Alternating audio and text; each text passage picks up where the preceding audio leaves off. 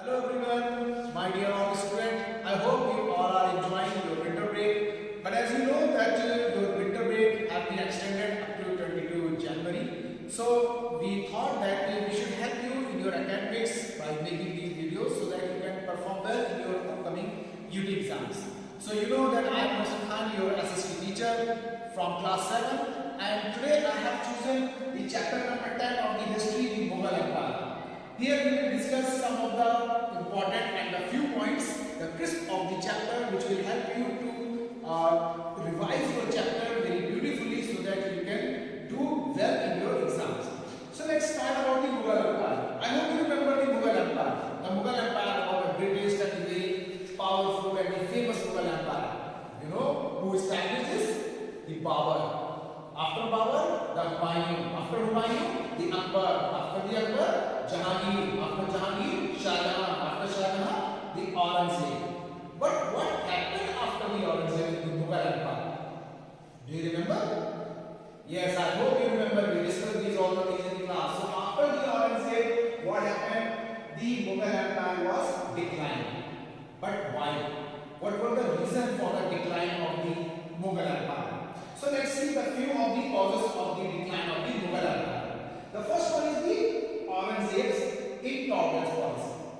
The intolerance policy means what? Example, that we live in India and we all are famous to be very secular. Why? Because we give the respect all the religions and their sentiments equally. But in the Aurangzeb's rule, what was happening? He was trying to apply the Islamic laws, the Sharia laws on all over the India.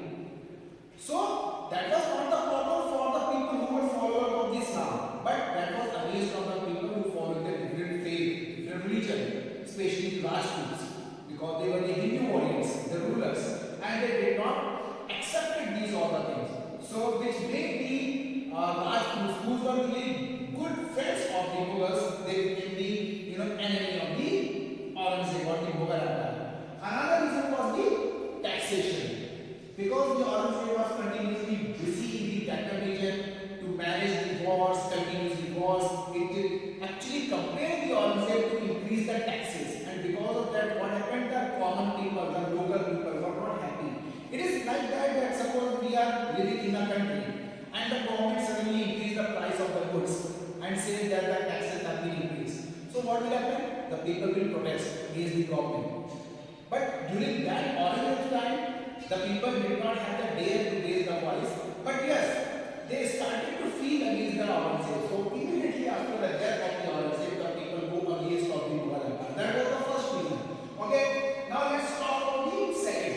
The powerful nobles control the court. So Aurangzeb was not just a warrior, but he was the good controller of the court.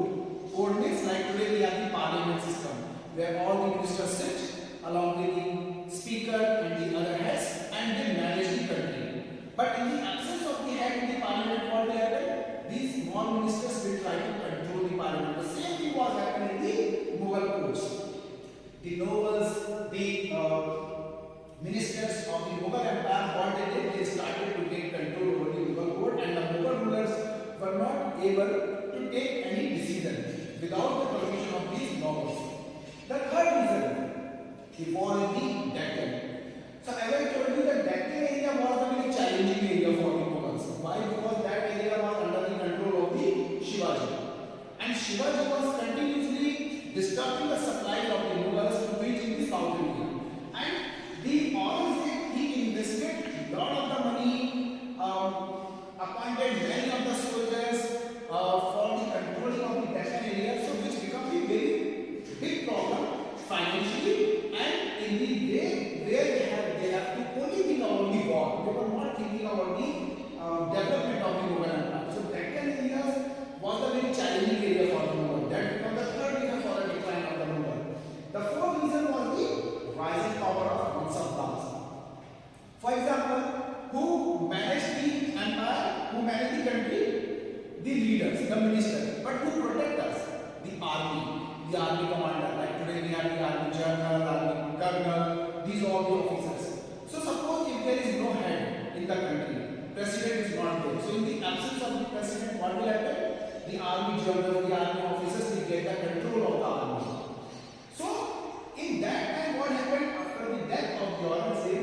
These Mansabdars, the Subedars who were managing the army, they started to get control over the army and they raised the voice against of the Mughal. So that becomes the fourth reason. The fifth reason is the uncontrollable large empire. So in today's time, how we manage the country? If you relate it with the SPL, that the Prime Minister, under the Prime Minister, we have the Chief Minister to manage the states, and under the Chief Minister, we have the Analyst to manage the districts. So in the same way, till Aurangzeb time, the things were managed. But after the death of the Aurangzeb, what happened? The latter Mughal rulers.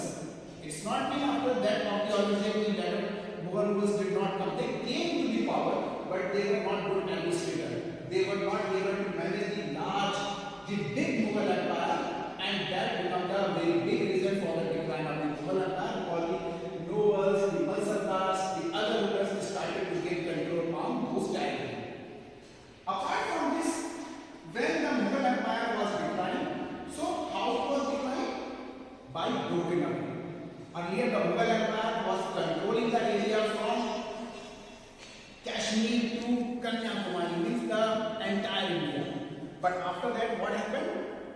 These small new kingdoms started to rise against of the Mughal. So the three different kingdoms rise after the death of the Aurangzeb. That was the semi-independent, Watan Jagirs, and the independent kingdoms.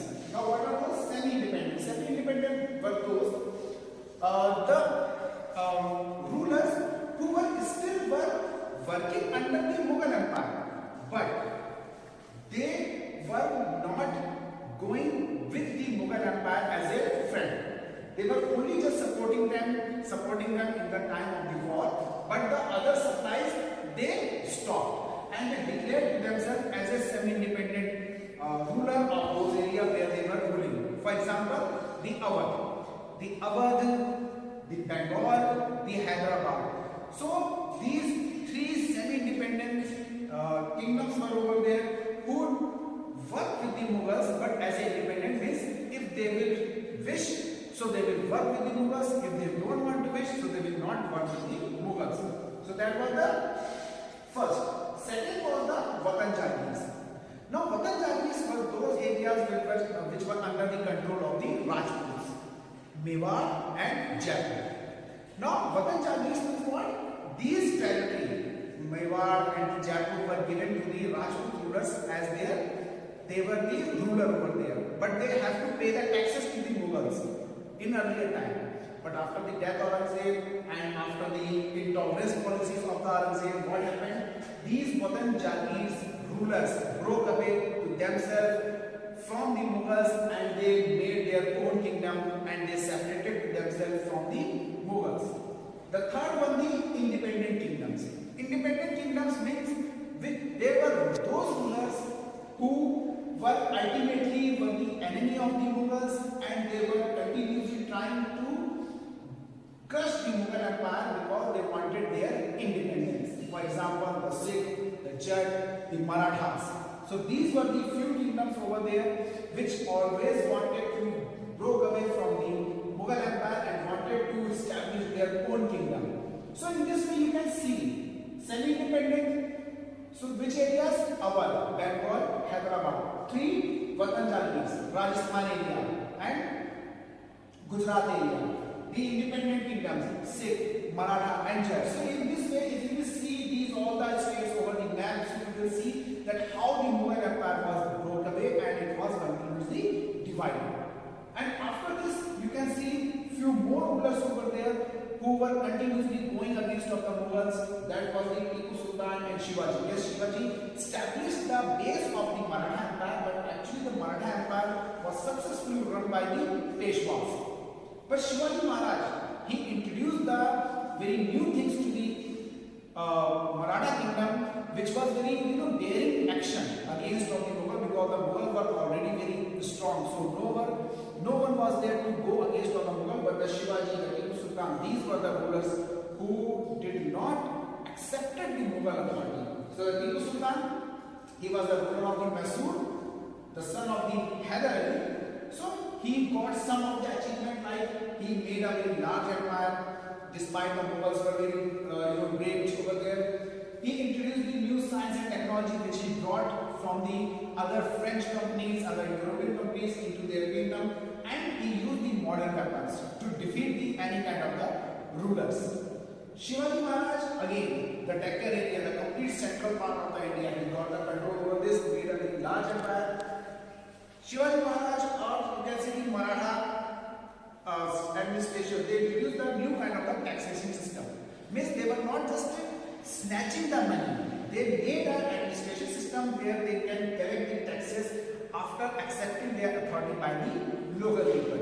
And the last one is the administrative policies. Means they were working like the complete system, like a government. For example, today we have the Prime Minister, under the Prime Minister they are the Chief Minister, under the Chief Minister they are the very MLAs. So in the same way, the ruler like the Shivaji Maharaj, under the ruler there were the Peshwas, and under the Peshwas there were the army commanders who were managing the empire, and they were helping the Maratha kingdom to develop in the Deccan area.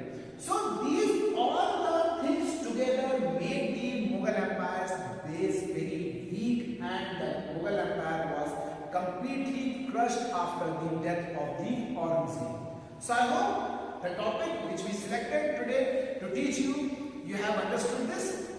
This topic is now completed. After watching this video, along this video, you will get a worksheet which you have to solve, and you will get the answer from this video only. And if you get any confusion in this video related to this content, so you watch the video once again very carefully, and still if you get any unclear confusion, so you can call me, you can contact me on my number which you already have. And for that, I would like to thank you to watch this video, and best of luck for your upcoming exam. Thank you so much.